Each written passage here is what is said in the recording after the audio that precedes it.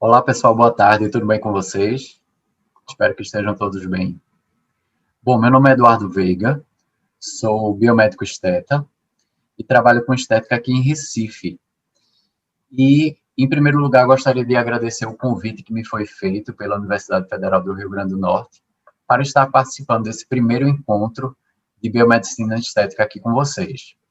E eu preparei um conteúdo bem legal aqui para vocês com relação aos 7 passos que precisamos dar para montar o nosso espaço de estética e dar o start na nossa carreira.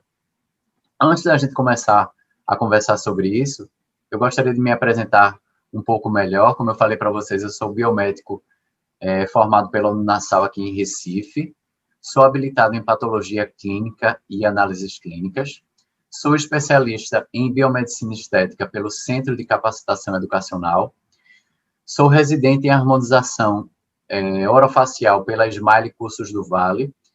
Para quem pensa em ingressar na área da biomedicina estética e queira fazer uma residência, eu super indico essa residência. Sou especialista em cosmetologia pela Fundação Ivone Moser. Sou docente de pós-graduação pela Unifip. Ministro cursos livres na área da saúde estética e sou responsável técnico e proprietário do consultório Eduardo Veiga Biomedicina Estética, que fica localizado no Rio Mar Trade Center, aqui em Recife. E para que a gente possa dar esse start no nosso estabelecimento da estética, a gente precisa ter em mente 3 pilares, que é o pilar de gestão e planejamento, o de treinamento e capacitação e o da adequação sanitária. Com relação ao de gestão e planejamento, eu escolhi trabalhar com estética e agora eu preciso ter em mente com que área da estética que eu vou trabalhar. Eu vou trabalhar somente com a parte facial. Eu vou trabalhar somente com a parte corporal. Não, eu quero trabalhar com a parte facial e corporal. E nessa parte que eu escolhi trabalhar, eu também trabalharei com as técnicas minimamente invasivas, ou eu não tenho interesse em trabalhar com as técnicas minimamente invasivas. Nessa utilização dos procedimentos, eu vou estar usando também algum equipamento, alguma máquina ou equipamento, como uma radiofrequência, uma lipocavitação, uma criolipólise, uma eletrolipólise, enfim, essas máquinas, elas serão adquiridas, serão compradas por mim, ou eu vou estar alugando essas máquinas para que, quando eu for fazer os meus atendimentos naquelas datas marcadas, eu possa estar alugando. Então, eu preciso também ter em mente onde eu penso em abrir aquele meu espaço da estética. Qual o bairro que eu penso em abrir aquele meu estabelecimento? Qual o nicho de mercado que eu quero atuar? Eu quero estar atuando na classe A, eu quero estar atuando na classe B, eu quero estar atuando na classe C. E se eu terei alguma parceria com algum outro profissional, quer seja um fisioterapeuta, quer seja um nutricionista, quer seja um profissional da área da estética de design de sobrancelhas, de micropigmentação, enfim, o que é que eu vou estar agregando naquele meu estabelecimento na área da saúde. Eu também preciso ter em mente se eu vou estar trabalhando sozinho ou eu vou estar chamando um outro profissional para estar dividindo esses custos que eu terei nesse estabelecimento. Então, eu preciso ter em mente, eu preciso colocar no papel custos de aluguel, custo de internet, custo de energia, custo de telefone, de manutenção de equipamentos. Então, tudo isso precisa estar lá no papel para que eu possa tornar viável aquela abertura. Na parte de treinamento e capacitação, eu não sei como é que funciona aí na Universidade Federal do Rio Grande do Norte com relação a isso daí. Não sei se vocês algumas universidades já têm já conseguem fazer estágios obrigatórios, o estágio supervisionado. na parte da estética e eles já saem habilitados para trabalhar com a estética. Mas aqui em Recife, ainda a gente termina a biomedicina, né, tem a habilitação como patologista e analista clínico, e depois a gente faz uma especialização que, como eu fiz, de mais de 2 anos aí na área da biomedicina estética, na área da estética, para que a gente possa, passados esses 2 anos, com a entrega de TCC, a gente, e o certificado, a gente dá entrada nesse certificado no nosso conselho, no CRBM, para que a gente possa ter essa habilitação, a gente está apto para trabalhar como biomédico esteta, tá?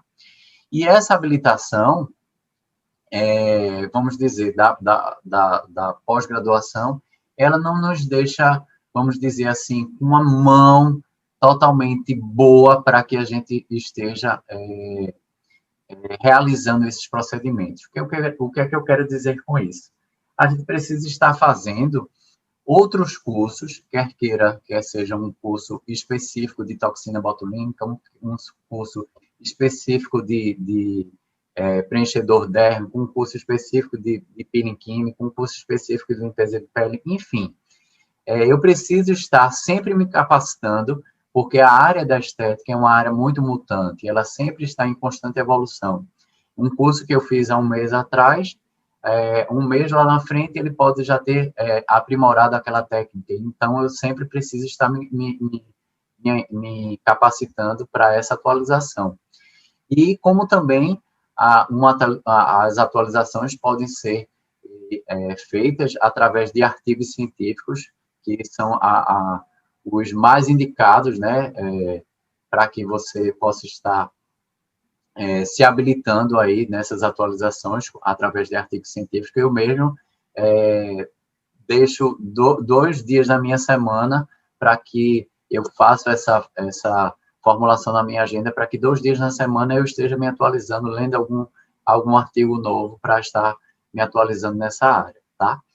Então, e não menos importante, né, a parte de adequação sanitária, que é onde toda aquela documentação exigida pela vigilância sanitária, eu esteja adequado com aquela documentação, para que, em caso de uma visita de um fiscal da vigilância sanitária, ou de um fiscal do conselho, ou de qualquer uma denúncia que tenha sido feita por um concorrente meu, ou por um próprio paciente que foi lá no seu estabelecimento e fez alguma denúncia do teu estabelecimento, vocês possam estar com aquela documentação adequada com relação à segurança e biossegurança daquele estabelecimento, tá?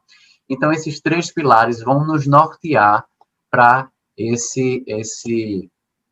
a abertura desse nosso estabelecimento. E com relação à biossegurança, segundo a Anvisa, a biossegurança vai ser a condição de segurança alcançada por um conjunto de ações que são destinadas por esses 4 verbos: prevenir, controlar, reduzir ou eliminar esses riscos inerentes às atividades que possam comprometer a saúde humana, animal e do meio ambiente. Então, é um conceito mais generalista da biossegurança, mas esse assunto possui tanto significado que a Anvisa ela possui regulações para controlar e fiscalizar esses serviços relacionados à saúde. São as ditas resoluções e tem como objetivo central proporcionar aí ambientes seguros nos serviços relacionados à saúde, como são os que nós estamos inseridos, que são as clínicas e os consultórios de estética. De acordo com informações da ABPEC, que é a Associação Brasileira da Indústria de Higiene Pessoal, Perfumaria e Cosméticos, o Brasil é o 3º maior mercado de beleza do mundo, ficando atrás apenas dos Estados Unidos e do Japão. E diante disso, na área da estética, onde o mercado de clínicas de estética não para de crescer, a biossegurança requer uma maior atenção e consciência para ações de prevenção de doenças no ambiente de trabalho, sendo imprescindível redobrar a atenção para medidas, né, de cuidado e segurança nesses locais. Prova disso está na 7ª edição do relatório de denúncias de serviços de interesse para a saúde, que todo ano é divulgado pela Anvisa, e o último foi esse da 7ª edição, que foi divulgado agora em junho passado, agora de 2020, onde os dados mostram que das 626 denúncias que foram feitas em 2019, quase 60% dessas notificações recebidas envolviam serviços de embelezamento, como os realizados em salões de beleza, clínicas de estética e estúdios de tatuagem. E, de acordo com esse documento, as denúncias relacionadas aos dois primeiros, ou seja, os salões de beleza e as clínicas de estéticas, representavam 6 em cada 10 dessas demandas, além de concentrar o maior número de queixas consideradas graves. Então, na área da saúde, esses deslizes interferem no bem-estar físico, mas também no psíquico daquele indivíduo. Ou seja, um paciente que nos procura, vai na nossa clínica, no nosso consultório, ele, claro que vai lá atrás de melhorar a sua autoestima. Ele jamais vai imaginar que possa sair pior do que ele entrou naquele estabelecimento. Então, ele não imagina que ele pode entrar e sair com alguma intercorrência, quer seja alguma alergia, quer seja alguma queimadura, quer seja alguma hipercromia, ou até mesmo ele levar aquele indivíduo ao óbito. Então, ele jamais pode imaginar que vai entrar numa clínica de estética querendo melhorar algo e sair pior do que entrou. Então, nesse relatório, as queixas mais comuns identificadas nesses relatos que foram recebidos agora, nessa 7ª edição, que foi que saiu agora em junho de 2020, estão associadas em 31,5% dessas denúncias. Em primeiro lugar, ficaram as más práticas, ou seja, aqueles estabelecimentos que não utilizavam as boas práticas de biossegurança. 31% também foram da falta de higiene. Imagine, em primeiro lugar, foram aqueles estabelecimentos que não adotavam as boas práticas, e, em segundo lugar, estabelecimentos que não tinham higiene, minha gente. Então, isso é muito importante. Podemos citar também as irregularidades, que ficaram em terceiro lugar, aí, com 23% desses relatos. Em quarto lugar, a ausência do alvará sanitário, com quase 21%. E, em quinto lugar, quase 18% aí, com relação ao processamento errado aí de máquinas, equipamentos ou EPIs, né? Em 16,5% a qualificação daquele profissional, ou seja, aquele estabelecimento, ele não possuía, aquele profissional não estava apto, não estava habilitado a exercer aqueles procedimentos estéticos. E em 15% dessas denúncias foram relacionadas à infraestrutura daquele estabelecimento. Então, aqui eu vou trazer para vocês uns 7 passos para que a gente possa estar adequando o nosso espaço de estética da melhor forma e mais adequada possível. A gente vai começar aí no passo 1, ela vem com relação à parte documental. Então, eu quero ser um profissional da área da estética, eu vou ser ou um MEI, ou um profissional liberal, ou eu vou ser uma pessoa jurídica, eu vou ter o meu CNPJ.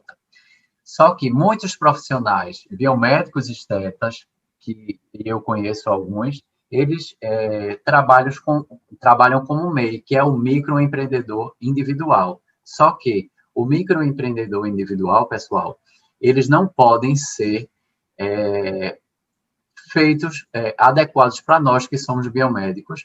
Por quê? Porque nós somos vinculados a um conselho de classe. O MEI, ele só pode ser para um técnico em estética ou aquele que tem um curso superior, ou é um esteticista cosmetólogo, aquele que é formado em estética e cosmética, porque eles não são vinculados a nenhum conselho de classe. Então, esses profissionais, eles podem ser MEI, eles podem ser um microempreendedor individual. Nós, biomédicos estetas, farmacêuticos estetas, enfermeiros estetas, que são vinculados a um conselho de classe, nós não podemos ser MEI. Ou podemos ser um profissional liberal que não é vinculado a um CNPJ, ou podemos ter o nosso CNPJ aí como pessoa jurídica, tá? Então, eu vou estar junto a um contador, verificando qual é o melhor, quero fazer como CNPJ, eu quero me adequar como pessoa jurídica,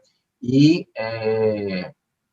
o contador é que ele vai dizer qual é a melhor, onde é que eu vou me adequar melhor, quer seja que eu seja EPP, quer seja EL, quer seja limitada, enfim, ele vai ver qual é onde eu vou estar me adequando melhor com relação àquela parte de imposto, onde eu teria como pagar a menor parcela de imposto, taxa de imposto nesse sentido, tá? E para essa adequação aí, eu preciso, quer que eu seja MEI, quer que eu seja profissional liberal, quer que eu seja CNPJ, eu tenho que estar vinculado a um Código Nacional da Atividade Econômica, que é o CNAE. E para a gente da área da estética, quando eu fiz lá a minha inscrição no CNPJ, eu fiz lá a minha inscrição para um profissional esteticista lá no MEI, esse CNAE tem que estar vinculado ao nosso CNPJ, ao nosso MEI, ou seja, a área da estética, ela trabalha com esse CNAE, que é a atividade econômica da estética, que é esse código 9602-502, tá certo? O segundo passo vem aí com relação à biossegurança, né? Essa adequação da biossegurança, como é que eu vou adequar aquele meu espaço da estética com relação a o que é adotado pelo decreto 23.915 da Coordenadoria da Vigilância em Saúde, que ela adota normas que precisamos seguir para que nós adequemos o nosso estabelecimento de estética. E esse decreto, ele diz que o nosso estabelecimento, ele precisa ter um piso que ele seja de material que seja liso, impermeável e de fácil identificação da limpeza. As nossas paredes do nosso estabelecimento da estética, elas também precisam ser lisas, impermeáveis e de fácil identificação da limpeza. Só que aquele estabelecimento de estética, ele pode ser só uma sala única, certo? Ele pode ser uma sala única e lá naquela sala eu já faço o meu atendimento da estética, ou eu posso ter aquela sala onde tenho aquela divisória e tenho a minha recepção, tenho o meu banheiro, tenho uma copa, tenho um vestiário, enfim. Existem vários tamanhos de clínicas de estéticas que eu posso ter. Com relação a banheiro, vamos lá. É obrigatório ter banheiro? Não necessariamente. Você pode ter o banheiro, você trabalha numa sala comercial, e num prédio comercial, e o banheiro é de uso comum a várias salas.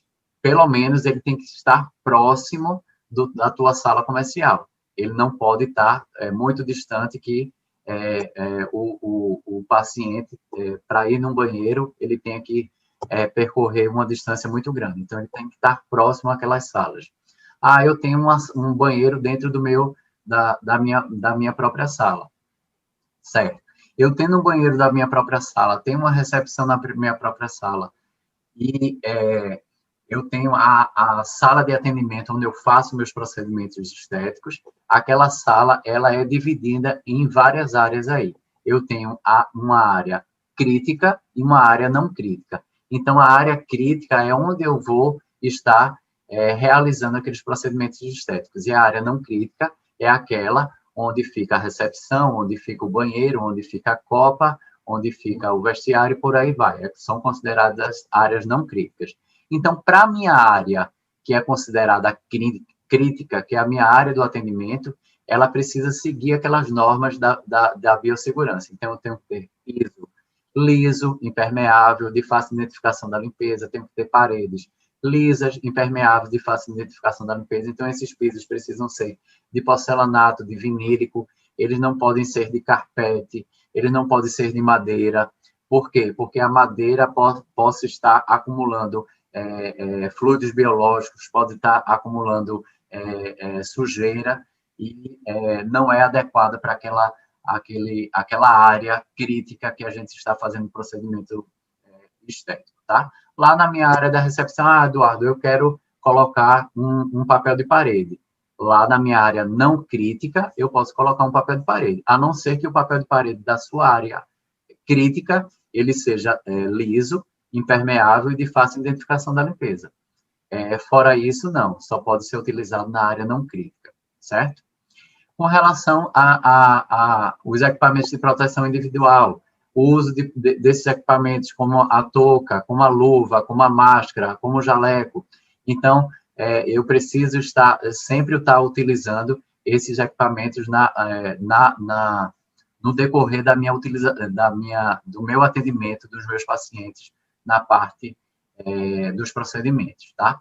Com relação às vacinas, eu preciso ter o meu cartão de vacina com relação com todas as vacinas em dias, que são a tetrodifteria, que eu tenho que tomar em 3 doses, de 0, 2 a 6 meses, de repetir a cada 10 anos.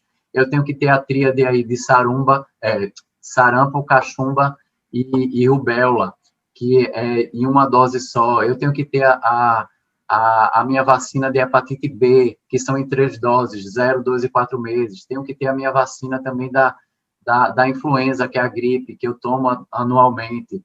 E tenho que ter também a vacina da catapora, que também só é em uma dose. Então, todas essas documentações aí do meu cartãozinho de vacina, eu tenho que estar nessa documentação com a minha, constando aí com a minha biossegurança.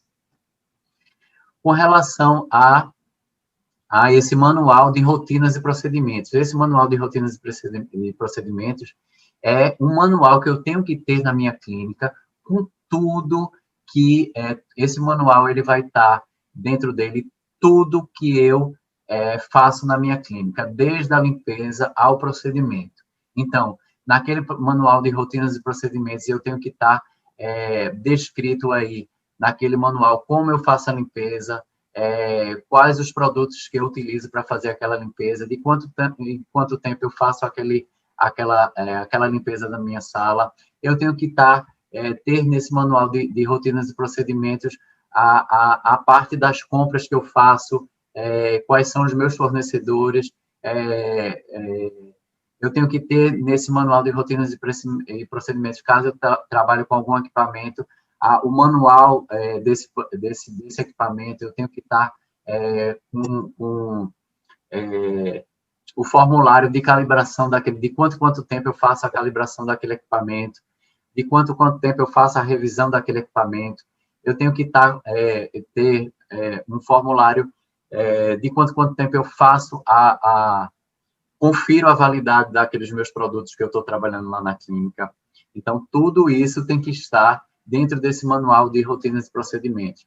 Nesse manual de rotinas e procedimentos, eu tenho que estar com todos os procedimentos listados que eu faço lá na clínica. Se eu trabalho com toxina botulínica, se eu trabalho com peeling, se eu trabalho com preenchedores, se eu trabalho com limpeza de pele, se eu trabalho com PEN, eu tenho que estar descrito de todos os procedimentos que eu trabalho na clínica, nesse manual de rotinas e procedimentos. Ou seja, esse manual de rotinas e procedimentos é o coração da clínica. Tudo eu tenho que estar descrito lá na clínica. Todos os meus fornecedores, de todos os produtos que eu utilizo, a validade daqueles produtos, limpeza, quer seja de ar-condicionado, quer seja limpeza do próprio estabelecimento, eu tenho que estar descrito naquele manual de rotinas e procedimentos. Com relação aos POPs, os POPs irão ser um anexo desse manual de rotinas e procedimentos. Então, o POP é o procedimento operacional padrão. Então, se eu trabalho com toxina botulínica, que eu descrevi lá no meu manual de rotinas e procedimentos, eu preciso ter um POP para cada procedimento que eu descrevi nesse manual. Então, se eu coloquei lá que aquele estabelecimento ele trabalha com 10 procedimentos estéticos, eu preciso ter 10 POPs para cada procedimento estético daquele. Então, esse POP ele vai me dizer detalhado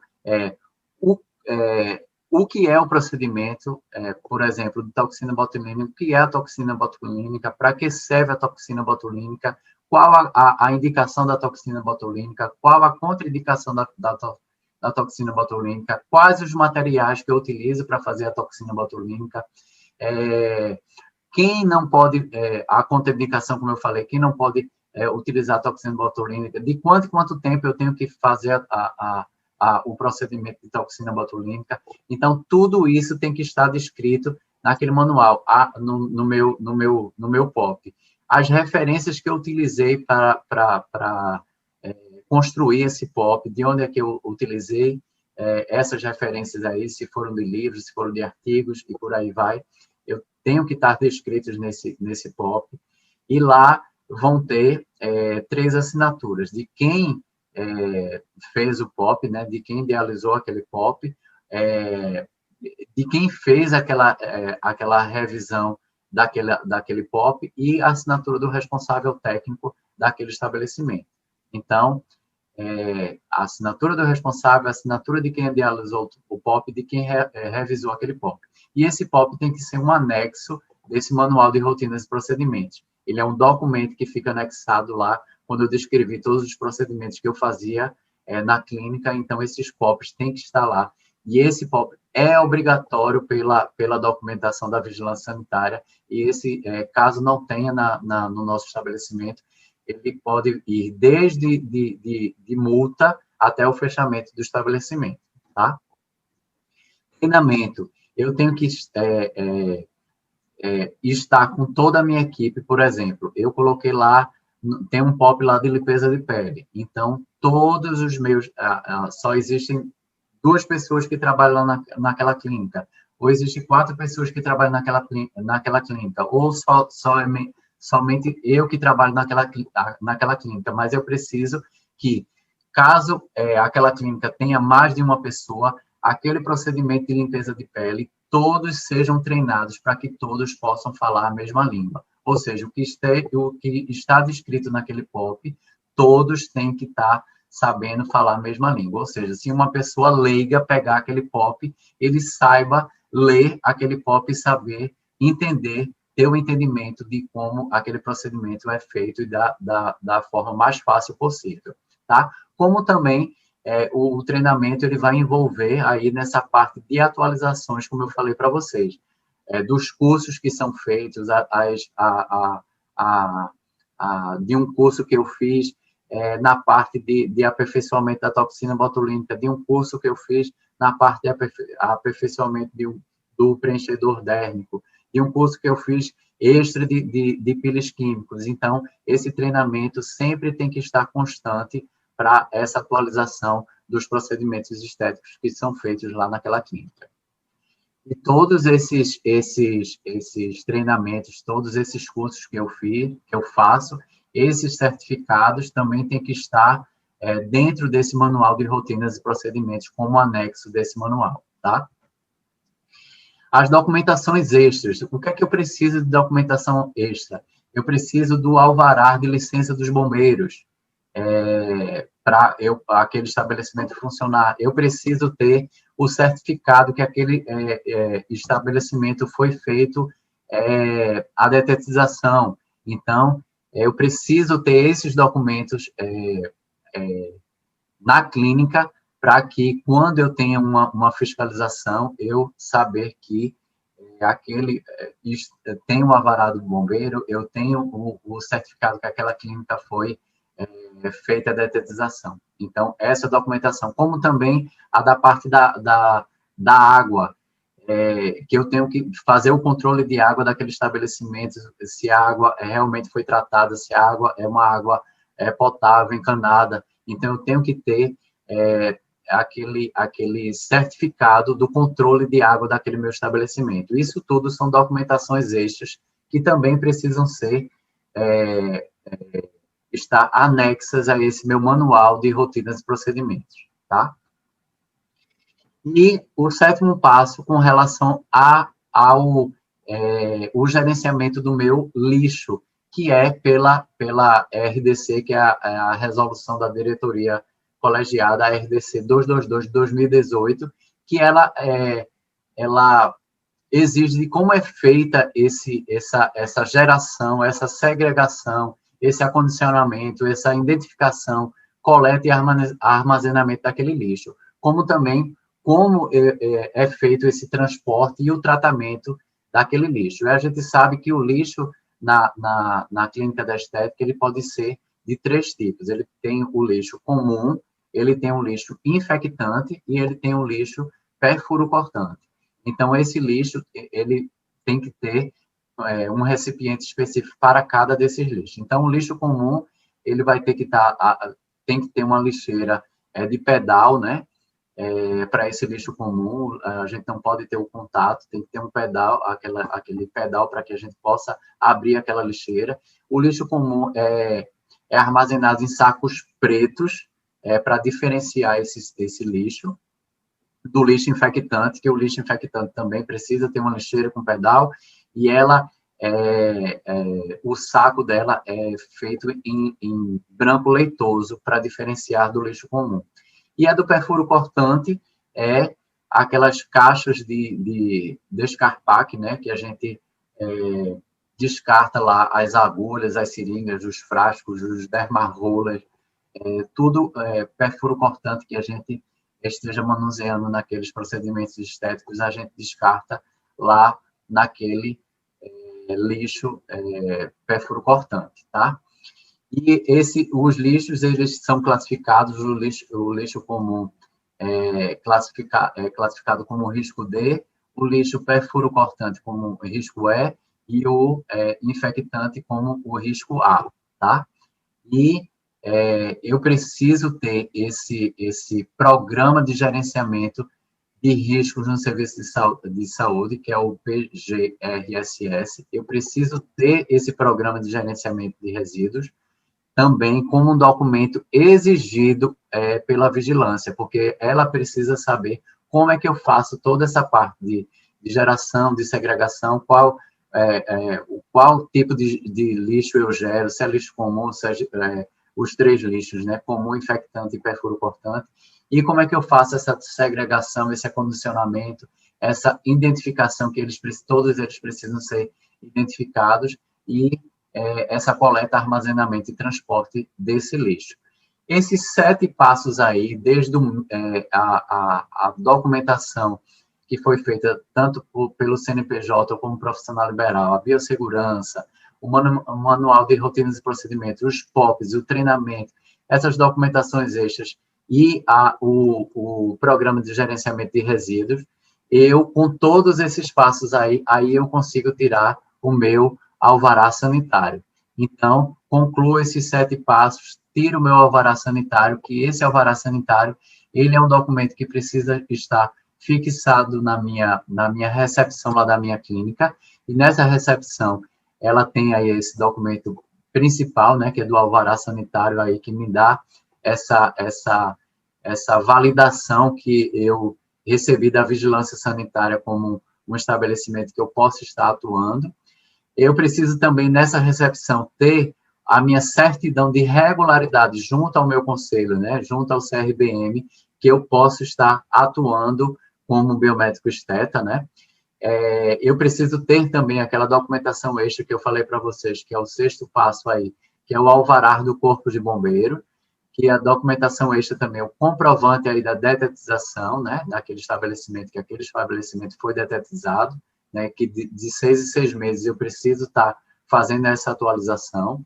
Tenho que ter também esse comprovante da limpeza dessa caixa d'água, que aquela água, ela possui condições de uso, né, e eu preciso ter o meu certificado de qualificação profissional também, que é o certificado que me habilitou para ser um biomédico estético. Esse certificado, ele não necessariamente ele precisa estar na recepção, ele pode estar lá na sua sala de atendimento, mas toda essa documentação aí é documentação importante que é exigida pela vigilância sanitária, como também pelo nosso conselho, tá? E eu preciso ter essa pasta sanitária que, quando eu recebo uma visita de um fiscal, quer seja da vigilância sanitária, ou quer seja do nosso conselho, e quando ele pede alguma documentação para você, ou seja, ele já chegou, ele já viu que a tua clínica lá, na tua recepção, ela tem toda essa documentação lá fixada, ela tem o alvará de funcionamento, né, o alvará sanitário, tem a certidão de regularidade junto ao conselho, tem o alvará de corpo de bombeiro, tem um comprovante de detetização, tem um comprovante de limpeza da caixa d'água, e tem o seu certificado de qualificação profissional, aquele fiscal, né, da vigilância, ele já vai lhe olhar com outros olhos, ele já vai saber que você é um profissional diferenciado. Mas eu preciso também ter essa pasta, que é uma pasta aí de A a Z, né, para eu colocar toda essa minha documentação para, caso esse fiscal, essa fiscalização, ela lhe peça e você possa mostrar essa pasta sanitária para eles. E o que é que vai ter dentro dessa pasta sanitária? Vai ter o manual de rotinas e procedimentos, que, como eu falei, é o coração da sua clínica. Tudo vai estar descrito nesse manual de rotinas e procedimentos. Tudo, desde a limpeza até a parte de controle de validade, controle de temperatura da geladeira, controle de manutenção da limpeza de ar-condicionado, limpeza da caixa d'água, tudo vai estar dentro desse manual de rotinas e procedimentos. Logo após ele vai ter os anexos, que são esse controle da validade, controle de temperatura da geladeira, como eu falei, o controle da manutenção do ar-condicionado, da detetização, do corpo de bombeiros, enfim, todos vão ter que estar como anexo nesse manual de rotinas e procedimentos. Como também os POPs lá descritos, cada procedimento que eu faço lá na clínica, eu tenho que ter um POP para cada procedimento que eu realizo lá na clínica, e tenho que ter o programa de gerenciamento de resíduos no serviço de saúde também, lá com todo aquele processo de como é que eu faço a geração daquele lixo, como é que eu faço a segregação, o condicionamento, a identificação daquele lixo, a coleta, quem faz a coleta, quem faz o armazenamento, como é feito o armazenamento, quem faz o transporte e o tratamento daquele meu lixo, tá? Da clínica. E, por último, a gente coloca aí esses manuais técnicos dos equipamentos, manual técnico da calibração desses equipamentos, de quanto tempo eu faço essa calibração e de quanto tempo eu faço essa manutenção de equipamentos. Como também nos anexos vai estar aí a carteirinha de vacinação de todos que fazem parte que trabalham naquela clínica, todos precisam estar com essa carteira de vacinação ativa, tá? E junto ao nosso CRBM, a gente precisa ter a assunção da responsabilidade técnica, né? Eu preciso ter também a inscrição junto lá do CRBM da pessoa jurídica, caso eu tenha CNPJ, né? E a certidão de regularidade, que eu estou apto a trabalhar como biomédico esteta. O nosso conselho vai lhe dar essa certidão que você está regular com o conselho, com o CRBM, certo? Então, pessoal, aqui foi esses 7 passos que eu quis trazer para vocês, para que a gente possa estar dando o start aí na nossa clínica de estética. E alguma dúvida a gente vai estar tratando aqui nesse bate-papo, que já eu vou estar dando com vocês. Então, podem tirar todas as dúvidas e gostaria de deixar esse último recado aqui. Dar o melhor de si é o mais importante que ser o melhor, tá? Então, aqui tem minhas redes sociais, caso alguém queira entrar em contato comigo para tirar mais alguma dúvida. Certo, pessoal? Então, boa sorte para todos e a gente se vê aqui nas dúvidas. Até logo, um abraço.